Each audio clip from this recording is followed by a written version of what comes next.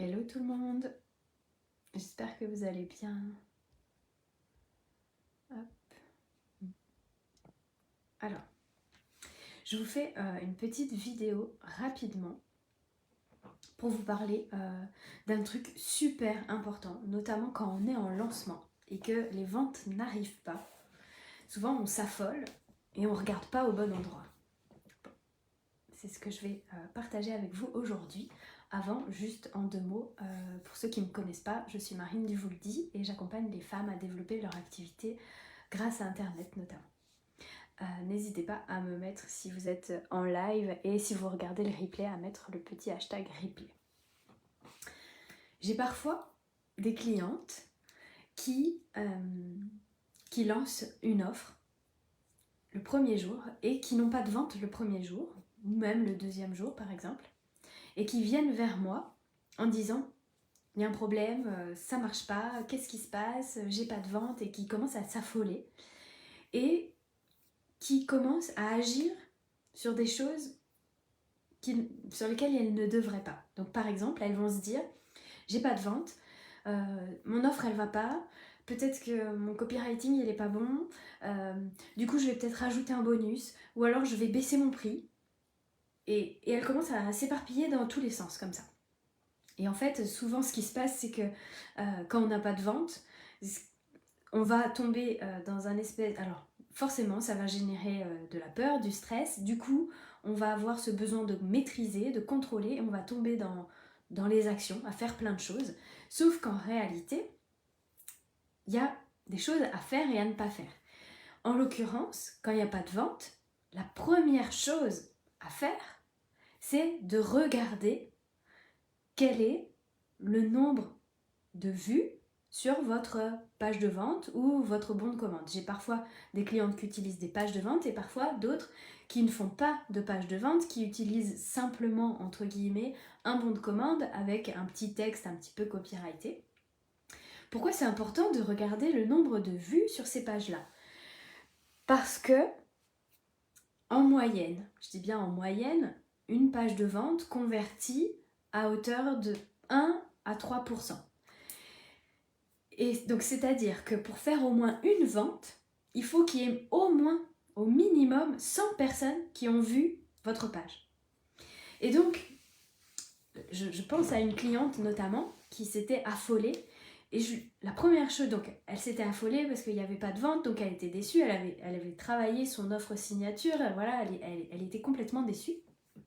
Et elle commençait à me dire, moi je vais rajouter des bonus, je vais peut-être baisser mon prix, c'est le tarif qui est trop haut. Enfin voilà, elle commençait à avoir plein de doutes comme ça. Et donc je lui ai posé la question, je lui ai dit, mais combien de personnes ont vu ta page? C'est quoi justement pour calculer le taux de conversion? Donc combien de personnes ont vu ta page?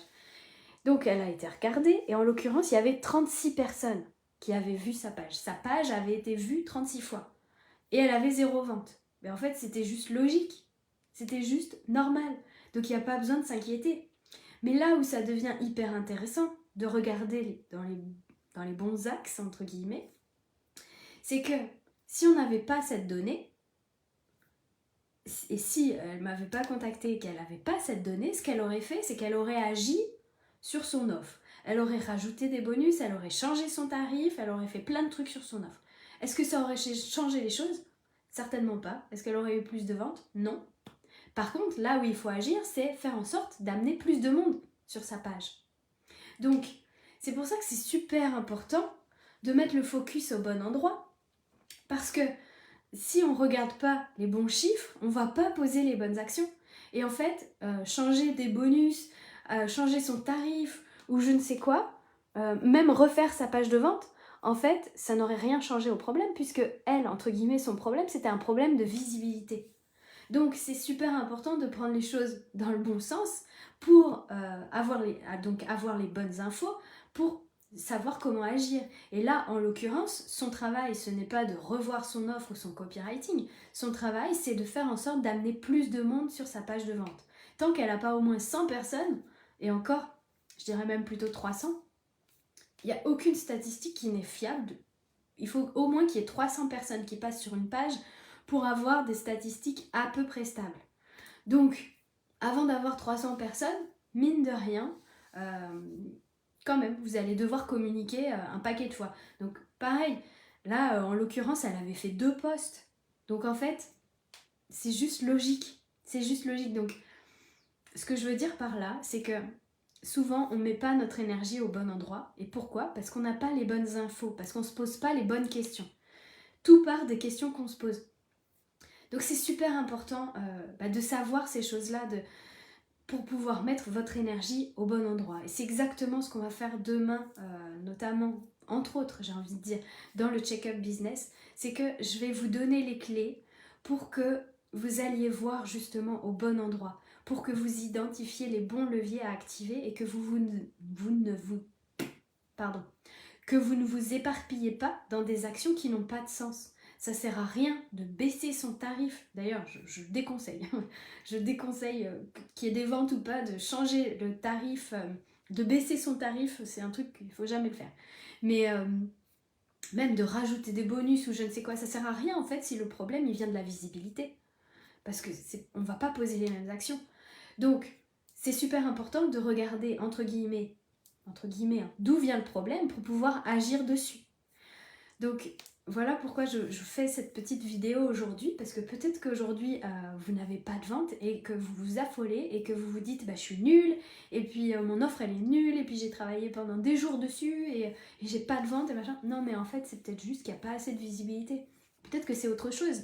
Mais en attendant, si on ne se pose pas les bonnes questions, on ne posera pas les bonnes actions et donc vous n'aurez pas les bons résultats. Donc voilà, tout ça on en parlera en détail demain dans le check-up business.